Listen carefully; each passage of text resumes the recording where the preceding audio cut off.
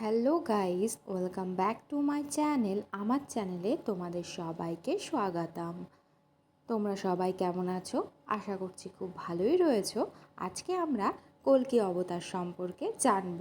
কল্কি দ্বাদশী পালিত হয় ভাদ্র মাসে শুক্লপক্ষে দ্বাদশী তিথিতে। হিন্দু ধর্ম অনুসারে যুগে যুগে বারবার এই জগৎ থেকে পাপ নির্মূল করতে অবতার রূপে জন্মগ্রহণ করেন শ্রী বিষ্ণু। গীতায় তিনি বলেছেন, অর্থাৎ শ্রীকৃষ্ণ বলেছেন, ইয়াদা ইয়াদা হি ধর্মস্য গ্লানির্ভবতি ভারত অভ্যুত্থানমধর্মস্য তদাত্মাनं সৃজাম্যহং পরিত্রাণায় সাধূনাং বিনাশায় চ দুষ্কৃতং ধর্ম সংস্থাপনার্থায় সম্ভবামি যুগে যুগে। অর্থাৎ এই জগৎ যখনই পাপের ভারে ভরে উঠবে তখনই সাধুদের রক্ষা করতে ও ধর্মের পুনঃ প্রতিষ্ঠা করতে আমি যুগে যুগে আবির্ভূত হব। এই শ্লোকটির অর্থ এটা। হিন্দু ধর্ম অনুসারে বিষ্ণুর 10 অবতারের মধ্যে শেষ অবতার হলেন কল্কি। সেটা তোমরা সবাই জানো যে কল্কি হলেন আমাদের শেষ অবতার। কলিযুগে তার আবির্ভূত হওয়ার কথা। আর এখন আমরা কী যুগে বাস করছি? কলিযুগে। কলিযুগে পাপের হাত থেকে পৃথিবীকে রক্ষা করতে কল্কি অবতার রূপে জন্ম নেওয়ার কথাই বিষ্ণুর।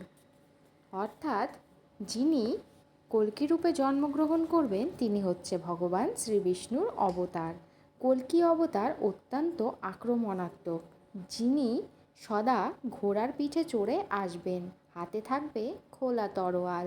এই বছর কল্কি দ্বাদশী পালিত হচ্ছে 7ই সেপ্টেম্বর বুধবার।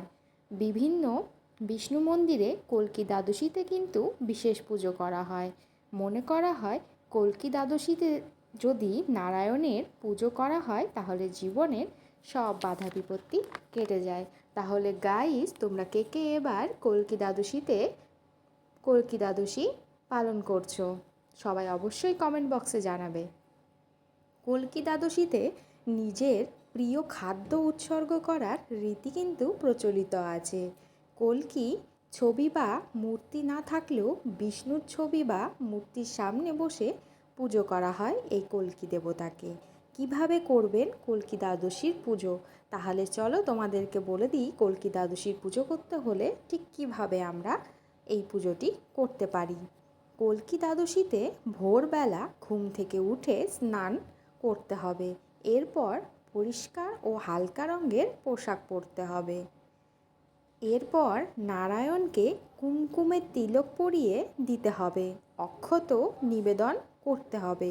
মনে রাখতে হবে শ্রীবিষ্ণুকে ভুলেও কিন্তু ভাঙ্গা চাল অর্পণ করা যাবে না। এরপর ফুল, ফল ও আবির নিবেদন করতে হবে নারায়ণকে। ঘিয়ের একটি প্রদীপ জ্বালিয়ে বসতে হবে ভগবান বিষ্ণুর সামনে। এরপর এই ফল আর মিষ্টি প্রসাদ হিসেবে সবার মধ্যে বিতরণ করে দিতে হবে। সব সমস্যা মেটানোর জন্য বিষ্ণুর কাছে প্রার্থনা করতে হবে।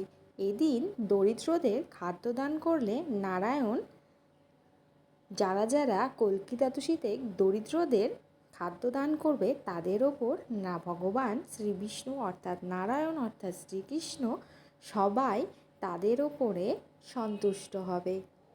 তাহলে কে কে কল্কি দ্বাদশী উদযাপন করছো সেটি অবশ্যই কমেন্ট বক্সে জানাতে ভুলো না। আজকের ভিডিওটি এ পর্যন্তই। যদি ভালো লেগে থাকে লাইক, কমেন্ট ও শেয়ার করতে ভুলো না। নতুন আরও কিছু জানতে অবশ্যই আমার চ্যানেলটিকে সাবস্ক্রাইব করতে ভুলো না। Bye guys.